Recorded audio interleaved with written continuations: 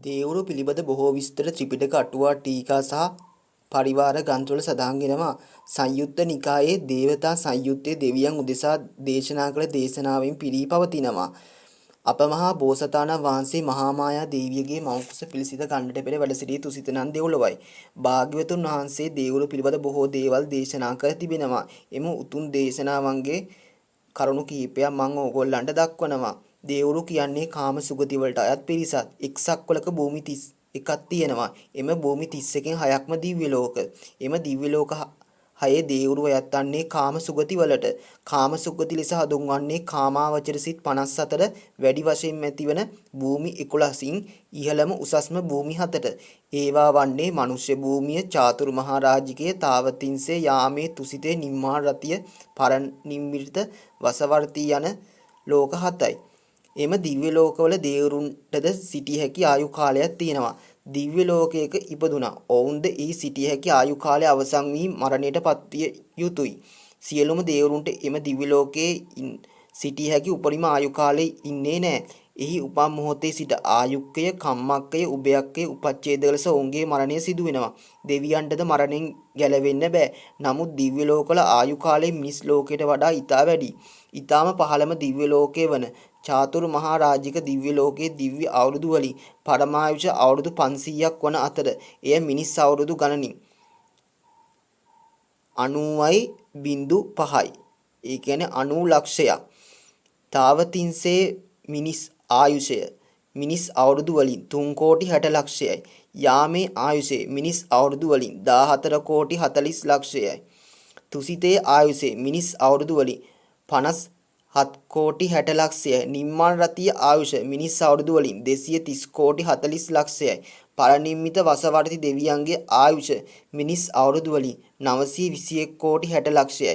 දිව්‍ය ලෝකවල උපදීම සියලුම දේවරුන් ඒව ඇති පරමායුෂ විඳින්නේ නැත. දෙවියන්ටද ජාති ජරා මරණ ආදීන් ගැලවිය නොහැකි. දිව්‍ය ලෝකයක උපදින්නේ කොහොමද?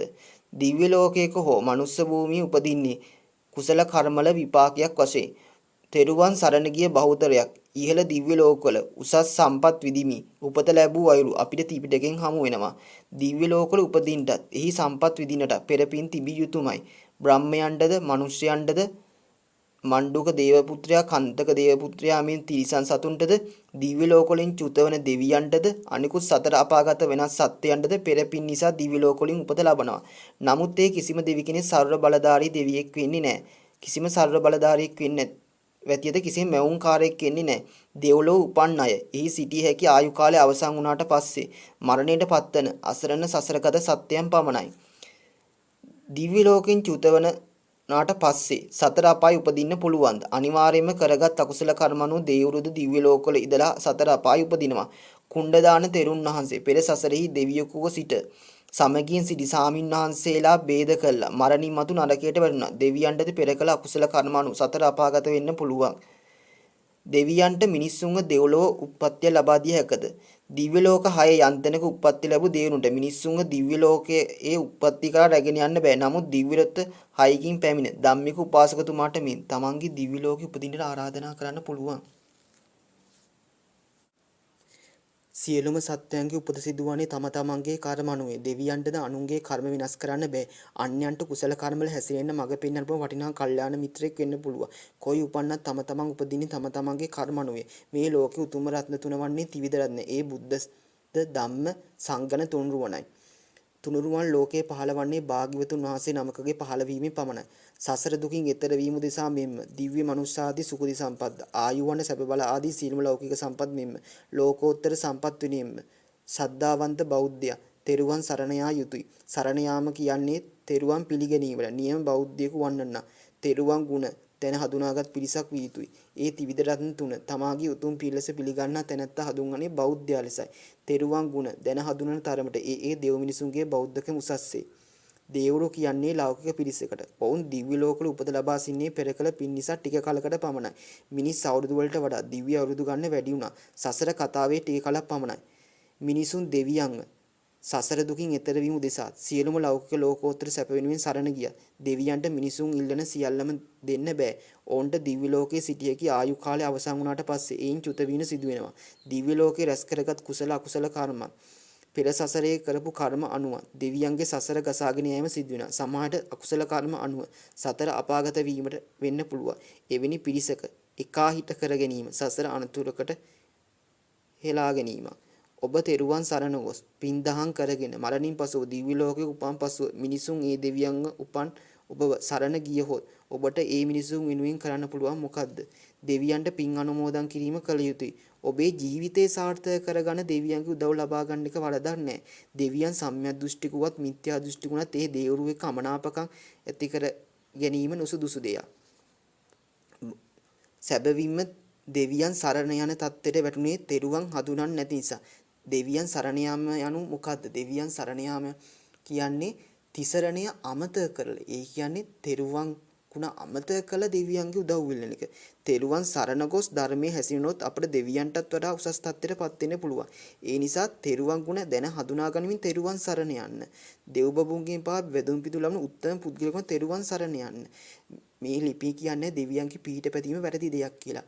ප්‍රශ්නේ වන්නේ නැත්තම් අර්බුදේ වන්නේ තිසරණය අමතක කළ. ඒ කියන්නේ තෙරුවන් වදින්නේ නැතුව තෙරුවන් අමතක කළ දෙවියන්ගේ පිහිට පතනවා නම් අන්න ඒක තමයි වැරදි. අපේ සමාජින සමහර බෞද්ධය Hindu දේව කතා කියෝලා Hindu දේව කතා බලලා අහලා බුද්ධ ආගමින් ඈත් වෙලා Hindu ආගමට යනවා. ඒක වැරදි. ත්‍රිපිටකයේ අටුවා ටීකා හරියට අධ්‍යයනය කළ දෙනා නම් බුද්ධිමත්ත ඒ දේ වෙන්නේ නැහැ. බෞද්ධයන් අපි දේවරුන් පිහිට පතන එක කිසි වැරදක් නැහැ. නමුත් අපි තිසරණයට මුල් තැන දෙන්න ඕනේ. ඕනම දෙවියෙක්ගෙන් පිහිට පතන්න කලින් අපි තිසරණයට මුල් තැන දෙන්න ඕනේ. ඔබ දෙවියන් අදින අනිවාර්යයෙන්ම පන්සලකට හරි නැත්නම් ගෙදර හරි කමන්නේ බුදුන් වැදලා දෙවියන්ගේ පිහිට පතන්න. ඒක තමයි බෞද්ධයන් වුණ අප කළ යුත්තේ.